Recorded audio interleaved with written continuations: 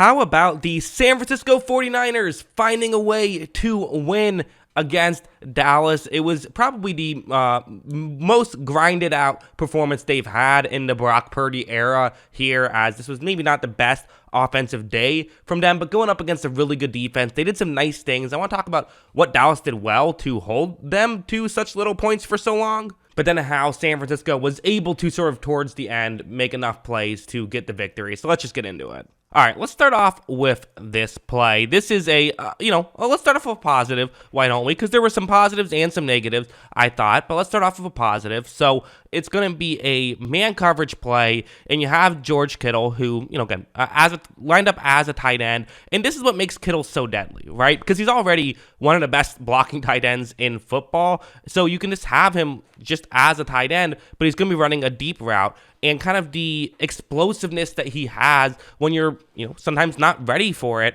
is such a deadly combination that I don't know if any other tight end in the league truly has, right? Like, Kelsey's obviously just as explosive, but he doesn't pose the blocking threat. You don't really get the element of surprise with Kelsey as often. Maybe the other guy you could point to would be Mark Andrews. Would be just the other one I would, say maybe you could argue, but Kittle's definitely, there's no one, you could argue there's someone as good as him at this, but you can't argue there's anyone better than him at this. Watch what happens. Watch is right when this play begins. I mean, you see the defensive back who's covering him is a little bit concerned here. Like, he's a little bit taken back. It takes him a little bit of a second to fully get in position, and Kittle is going. Watch as Purdy makes a beautiful throw right on the money, and Kittle is able to pick up a chunk play. Again, this is what when they say, hey, running the ball sets up play action and stuff like that, or just sets up other things in general, I should say. There's constantly the argument of, well, the numbers say that's not exactly true, and that's true. That's a fact. But I would still say with a skilled play caller like Kyle Shanahan you can still sometimes,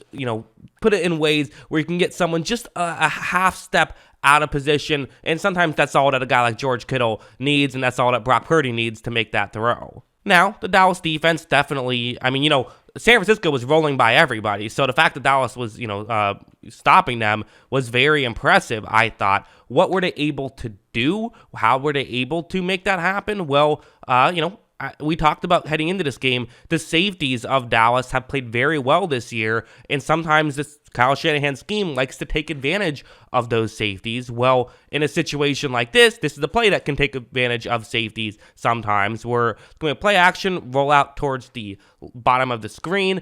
Potentially a safety could move in. If not, he stays deep and covers the deep route, kind of one of those two things. Typically, you throw it to the other guy. However, when this play begins, Purdy runs this play, but Dallas is just ready for it. They've seen this play on tape. Yes, maybe Purdy could have thrown against his body to hit Kittle, but I don't know. That feels risky. He decides to take this chance, and to be honest, I don't hate this time to take a shot because you have Brandon Ayuk, who is in a one-on-one matchup. So, I'm not going to disagree with this. Brandon Ayuk in a one-on-one matchup, sure, take that opportunity. I think that's, again, it's a playoff game. You got to take some chances sometimes.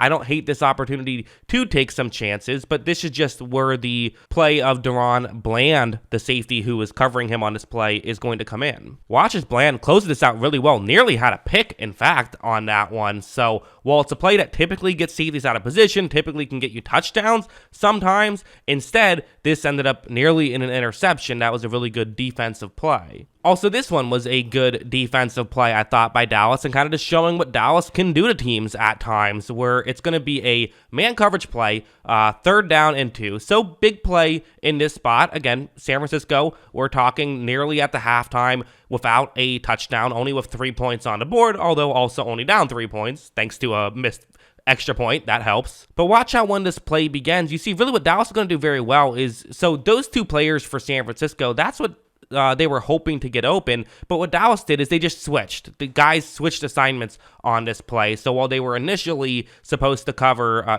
the other guy, they're swapping, basically meaning that now they're in better position. And it's going to be much more difficult for Purdy to be able to hit one of these two guys. And when you factor in, we're now well enough into the play that pressure is going to start coming. That's what makes things difficult for Purdy. Pressure does eventually come. Purdy does try to make a throw off balance. Can't quite get it done. Not sure if even a perfect throw would have gotten a completion there. That's just good defense from Dallas. And when good defense happens, when good coverage happens, the reality is the rest of the defense is going to look good too, and that's what happened there as Purdy just, there's nothing he could do. You have this play, which was about midway through the third quarter. It's going to be a man coverage play, cover one blitz, and once again, it comes down to coverage of can somebody get open. 3rd down and 9, so it's a little bit tougher here as pressure could start to come by the time someone gets open. Look at how when this play begins, there's actually, the blitz does not get picked up cleanly. You have a player who has a straight shot towards Purdy.